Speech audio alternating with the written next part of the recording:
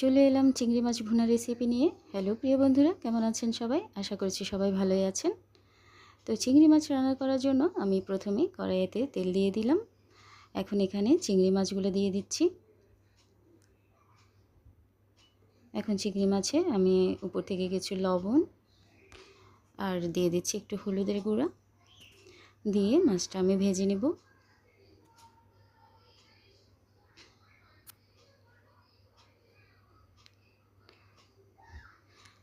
এখন মাছটা ভাজা হয়ে গেলে আমি এটা একটা পাত্রে তুলে রাখবো। এখন মাছ ভাজার একই তেলে আমি বাকি রান্না সেরে নিচ্ছি। এখন দিয়ে দিয়েছি এখানে গোটা এলাচ, দারচিনি আর তেজপাতা। এখন দিয়ে দিচ্ছি এখানে পেঁয়াজ বাটা, পেঁয়াজ কুচি, টমেটো কুচি আর কাঁচামরিচ কুচি দিয়ে এটা ভালো করে মিশিয়ে নিচ্ছি। এখন এখানে দিয়ে দিচ্ছি আদা রসুনের পেস্ট। আমি একসাথে এটা ব্লেন্ডারে পেস্ট করে নিয়েছি। দিয়ে এটা আবার ভালো করে একটু মিশিয়ে নিচ্ছি।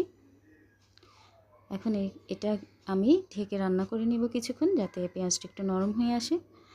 এখন ঢাকনা খুলে আমি এখানে একে একে মশলাগুলো অ্যাড করব। মশলা বলতে যেগুলো আমরা রেগুলার মশলা রান্না ইউজ করি সেগুলোই দিচ্ছি। দিয়ে দিলাম স্বাদ মতো লবণ, দিয়ে দিলাম এখানে একটু হলুদের গুঁড়ো,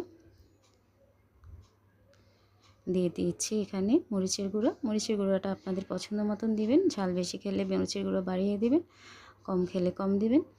আর দিয়ে দিচ্ছি এখানে জিরার গুঁড়ো, দিয়ে দিচ্ছি ধনে গুঁড়ো, আর দিয়ে দিচ্ছি একটু গরম মশলার গুঁড়ো। এগুলো দিয়ে এটা ভালো করে মিশিয়ে আমি ঢেকে আবার রান্না করব, যাতে মশলার কাঁচা গন্ধটা চলে যায়।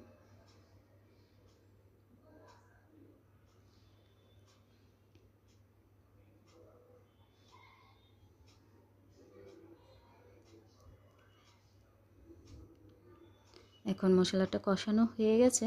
আমি একটু চামচের সাহায্যে এটা পেঁয়াজটা একটু ভর্তা করে নিচ্ছি, যাতে নরম হয়ে যায় বেশি, মানে এটা খেতেও ভালো লাগে, দেখতেও ভালো লাগে। সেজন্য জাস্ট চামচের সাহায্যে একটু চেপে চেপে পেঁয়াজটা নরম করে নিচ্ছি।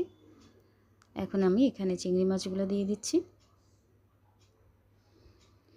দিয়ে এটা ভালো করে মিশিয়ে এখন এখানে আমি গরম পানি অ্যাড করে দিব।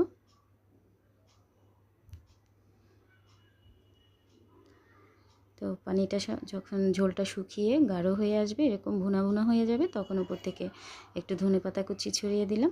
তো ব্যাস তৈরি হয়ে গেল মজাদার চিংড়ি মাছ ভুনা। তো বন্ধুরা, কেমন লাগলো রেসিপিটি তা অবশ্যই কমেন্ট করে জানাবেন।